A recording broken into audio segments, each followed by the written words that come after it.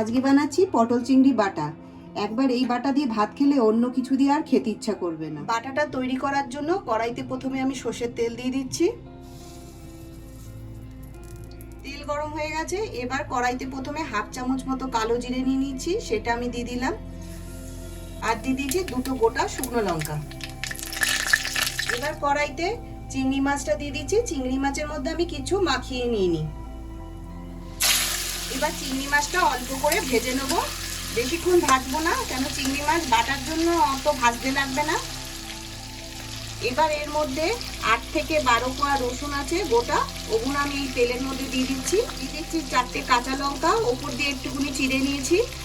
দিচ্ছি একটা মিডিয়াম সাইজের পেঁয়াজ কুচি করে নিয়েছি, সেটা আমি দিয়ে দিচ্ছি। এবার কিছুক্ষণ আমি এগুলো ভেজে নেব।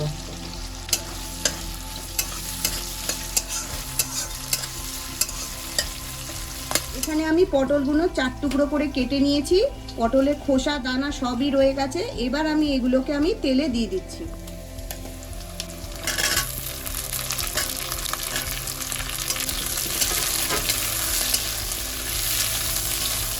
এবার আমি এর মধ্যে হাফ চামচ মতো হলুদ গুঁড়ো দিয়ে দিচ্ছি আর আন্দাজ মতো নুন দিয়ে দিচ্ছি।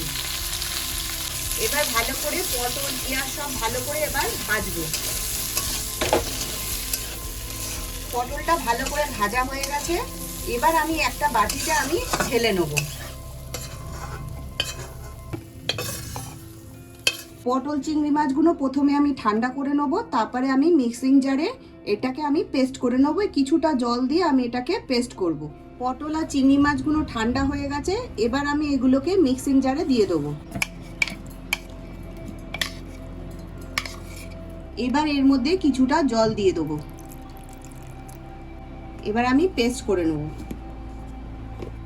আবার আমি কড়াইতে সর্ষের তেল গরম করতে বসিয়ে দিচ্ছি।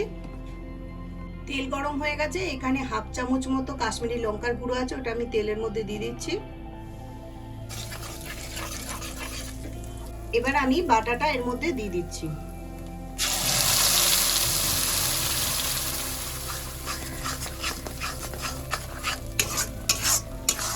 এবার আমি এর মধ্যে একটুখানি চিনি দিয়ে দিচ্ছি, যাতে হালকা একটু মিষ্টি মিষ্টি হয়। এবার এটাকে আমি ভালো করে ভাজতে থাকবো যতক্ষণ না এই জলগুলো শুকাবে।